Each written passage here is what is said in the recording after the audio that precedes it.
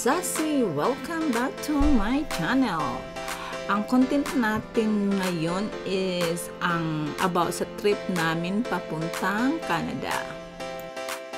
So ito guys, way papuntang Ontario.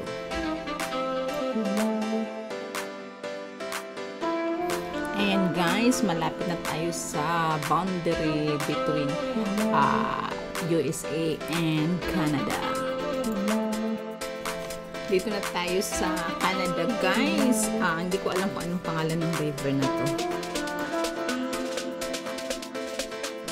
Ito guys, dito na kami sa Jollibee. Ito talaga ang isa sa reason namin na pumunta dito ng Canada para kumain ng Jollibee.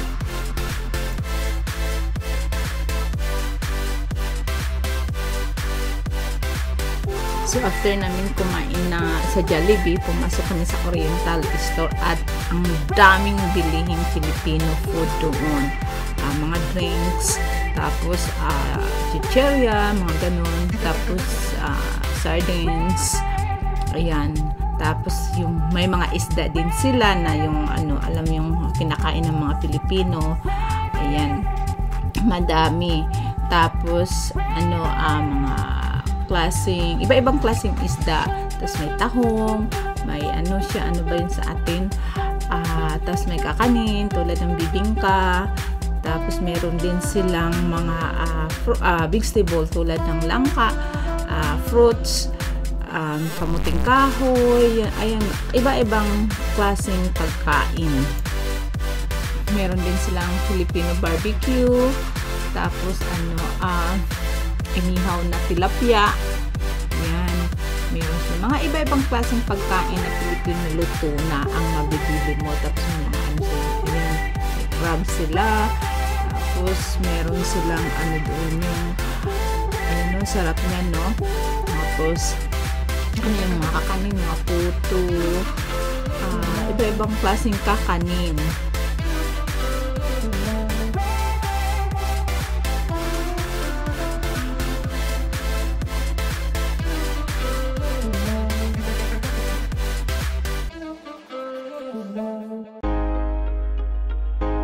Ito guys, bumili talaga ako nito kasi sarap talaga. Nilagyan ko ng gata tsaka pinaksiw ko. So ito naman, dito papunta kami. Ito talaga ang purpose namin na pumunta ng Canada para pumunta sa Niagara Falls. Ayan, kaya dito na kami sa Niagara Falls. Ito yung during daytime ko. So mamaya makikita niyo yung nighttime kung tawag nito, ang itsura ng Niagara Falls for nighttime.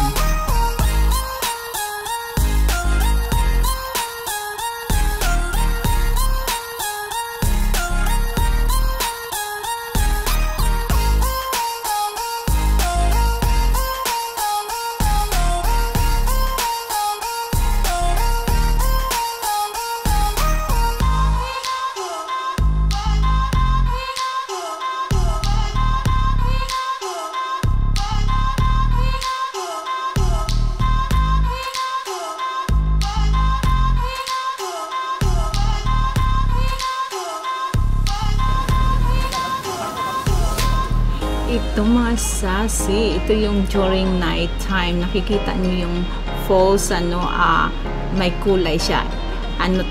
Sa side ng Canada siya. So ayan nakikita niyo yung fireworks nila after parang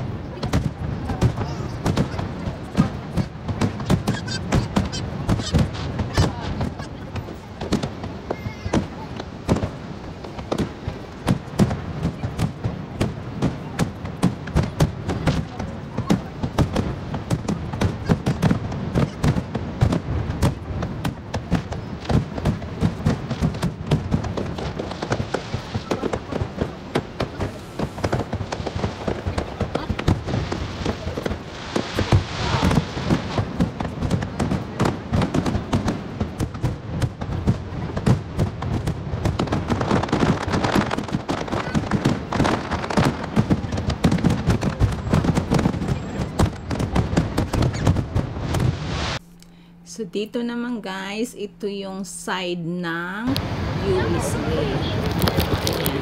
Pero ayan siya. So, sumakay kami sa boat para dalhin ka doon sa talagang sa malapit sa falls.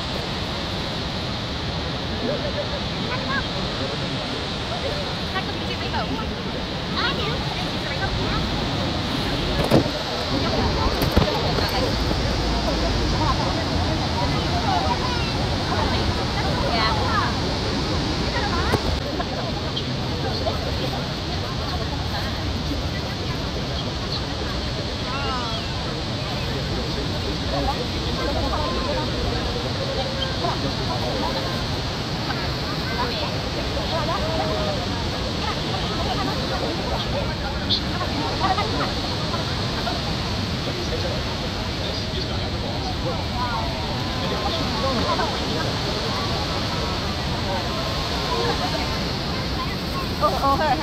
She's gonna get wet. She's gonna get wet.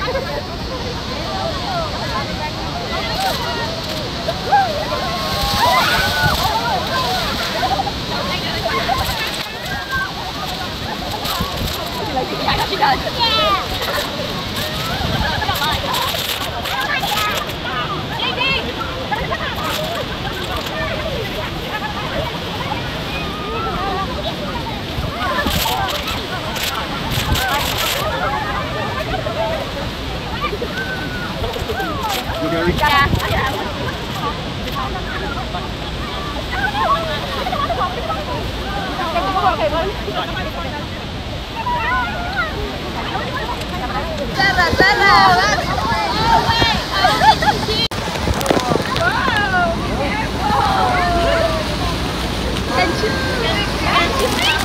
Yeah. Okay, we're turning.